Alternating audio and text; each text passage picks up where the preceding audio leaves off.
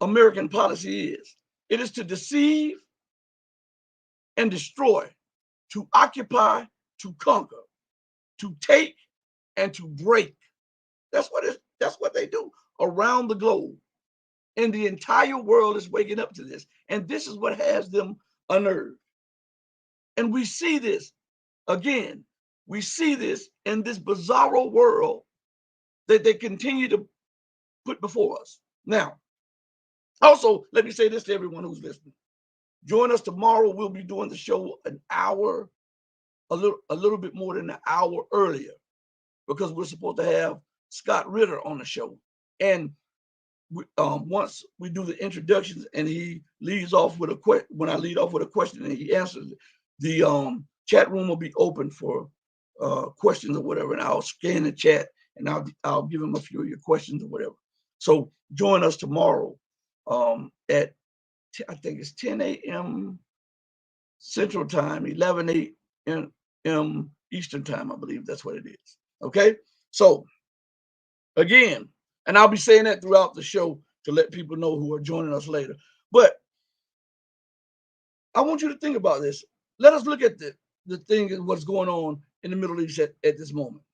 We see the constant provocations. I want you to think about, what if Iran would have assassinated the defense minister, the war secretary, of the United States, instead of the United States assassinating the second most powerful man in Iran, which was Soleimani, General Soleimani. What do you think the reaction of America would have been? They would have taken that as a declaration of war, and they would have bombed Iran back to the Stone Age, may have even used nuclear weapons. Don't you think that would have been their response? Just look at their response to Syria, and Syria never attacked them. Just look at their response to Libya, and look at their response to Yemen, and look at their response to those African nations and some of those Latin American nations right now that never attacked America. They're occupying them. They're there destabilizing them. Now, just imagine if Iran would have assassinated the defense secretary of the United States, what would have been the response by the American government? Or just imagine if Syria had it in her mind, well, you know what? We see the brutality of the police force in urban America, and they just send warships over and put troops in America and just cordon off 50 square miles of America and say there's a no-fly zone over here. No ships can sail close to the shore. No ships can do this. No airplanes, no nothing can come through. No troops can come through. What do you think the response of the United States government would be? What do you think the government's response would be? Yet they trample over everyone's rights. Look at them in Syria. The legitimate government of Syria never invited them in, and has demanded on multiple occasions that they leave, and they turn a deaf ear, a blind eye, and a dumb tongue to it. And they claim that they are helping the Kurds. What if the Syrians said, well, we're going into urban America and we're going to help urban America against the police force that is unhinged? How would you think? But when Syria got here, instead of them doing that, they would have occupied the oil-rich regions of America or the gas-rich regions of America. What do you think the response would be? Huh? Do you think America would allow that? Then why should she think that other nations will allow that? If they are allowing it right now, because they're playing the long game. Because they know that America is financially insolvent. And they believe that if they hit her here and hit her there and hit her there, and with all of these military escapades that she's going on around the globe, she will eventually lose out, because her money will no longer be worth anything. The debt will become unmanageable, which it already is, but she continues to do the funny money bookkeeping, so she's keeping it afloat. And she believes that the more she engages in provocations and escapades around the world with her military, she can sustain herself. But she doesn't know it costs billions of dollars to do those things. And you want the same nations that you are holding the barrel of a gun to their head to buy your debt. Make that make sense, right? So again, back to this Iran thing, okay? Iran denied smuggling weapons. I would just tell them, yeah, we give them weapons. And we're going to give them some more. As long as you are there illegally, we're going to give them more. What does America do to Russia and Ukraine? She openly says, we're going to send these weapons. We're going to do this. We're going to do that.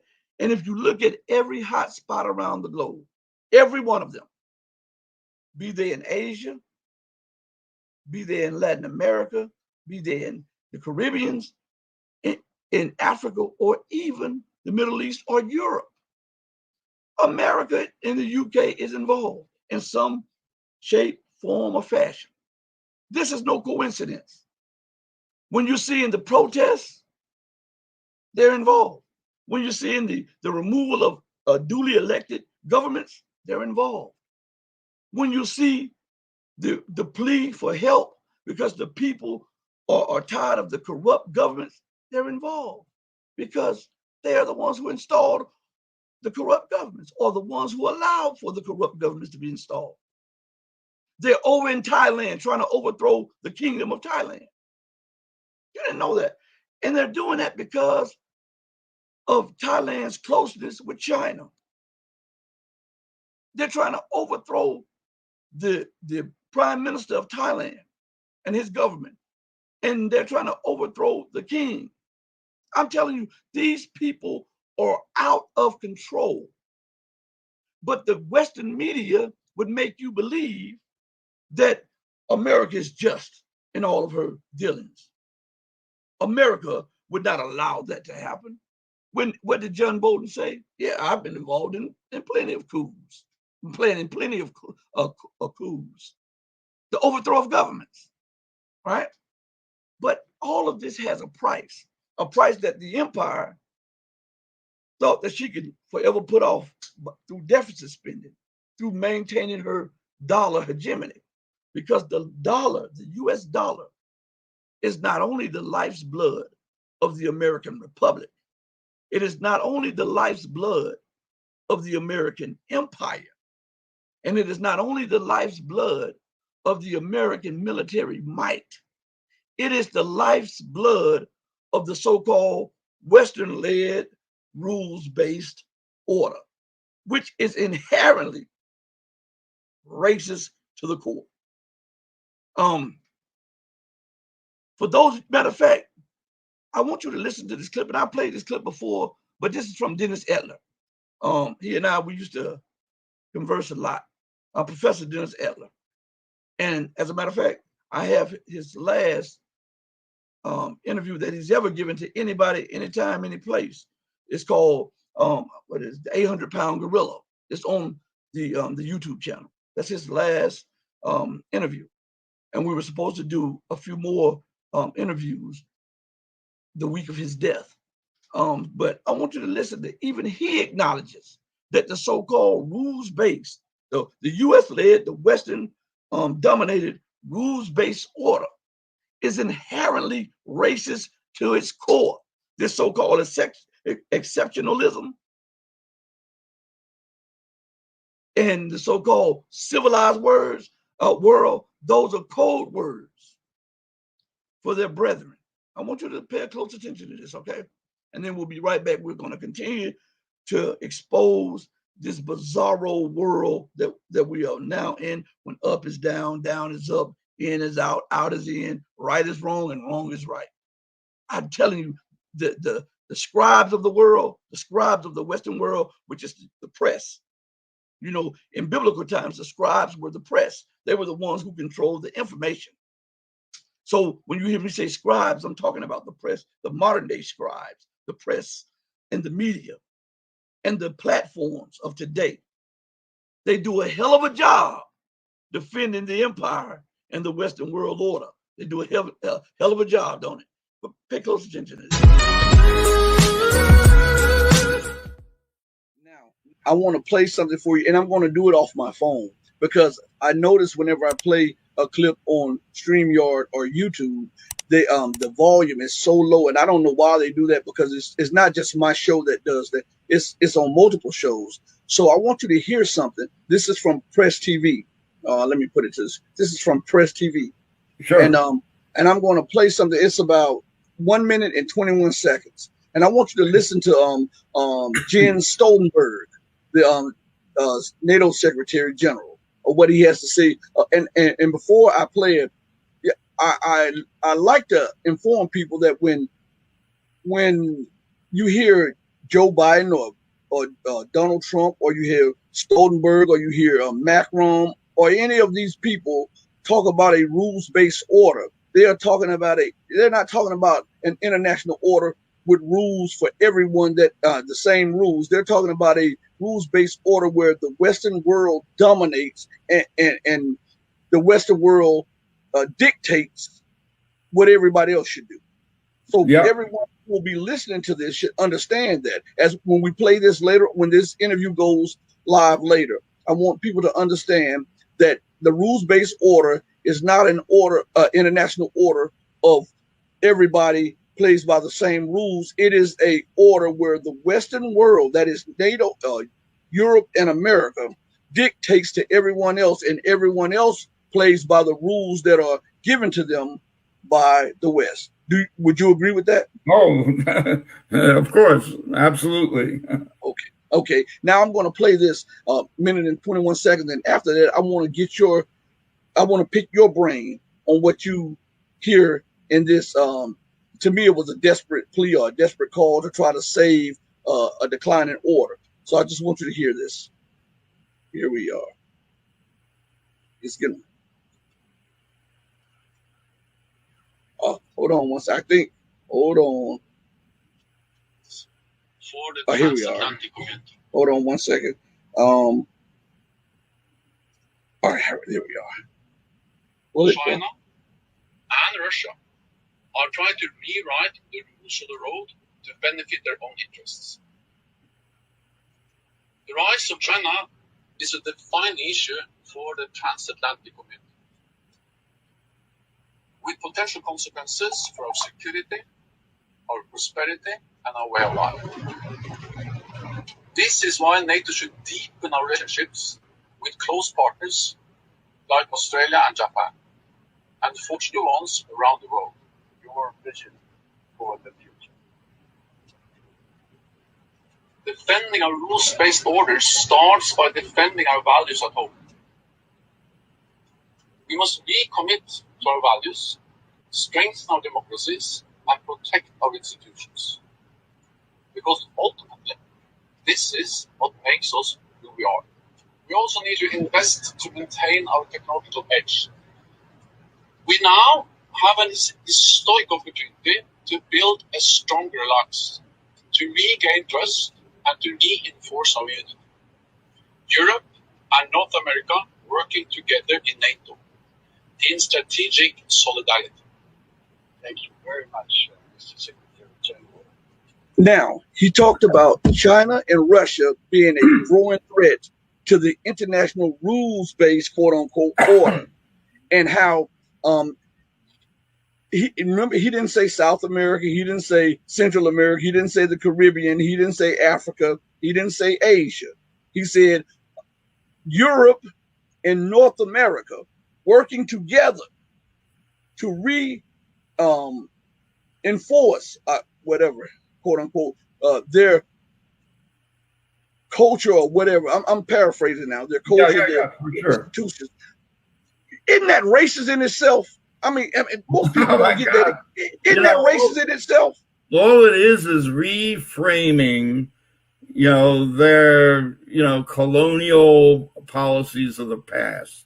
You can't come out and use the racist rhetoric of the 19th century any longer. That's passé. You got to sugarcoat it. You got to obfuscate it. But that same rules-based order is the rules-based order of European colonialism and American imperialism. That's all it is.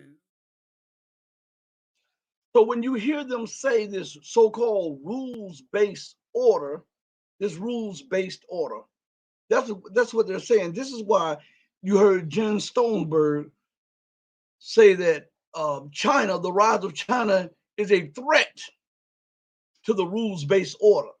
Why is the rise of China such a threat? Now, remember, the logic and the justification of this is rational in their mind, because their minds are so polluted with filth and madness that they can just snatch anything, they can throw anything up against the wall and believe that it's going to stick. But why is China such a threat? Is China trying to set up military bases on the US-Mexican border? I'm asking. Is China trying to set up bases on the United States-Canadian border?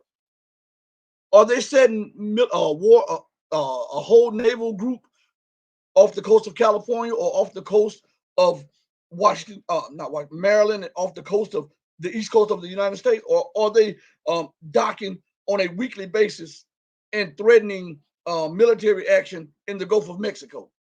Because it didn't say the Gulf of the United States, it says the Gulf of Mexico, right? So are they doing that? No. But is America doing that to China? Yes. Is China pivoting to the Western world with military bases and armament, saying that we must prevent the United States breakout capacity? No. But is America doing that to China? Yes. Now, is China doing that to Europe? No. China is Europe's largest trade partner. They want to invest more into Europe's industries and stuff. But is Europe doing that to China? Under the auspices of American leadership, yes. They are banning Huawei, which was the largest phone company in the world. It had outdone Samsung and all of those others. But because it became a threat to the Western world order, because it was no longer controlled by the West, they had to break it down. This is what they're doing with the TikTok thing, because it's a rival to Facebook. It's a rival to Twitter. It's a rival to all of the Western levers of power. So they demonize and vilify, and then they attack and justify it by using national security, because if they use the phrase national security, they don't have to let you know what they're doing and why they're doing it. The hypocrisy of the West. But this is rational in an irrational mind. This is why it's a bizarro world.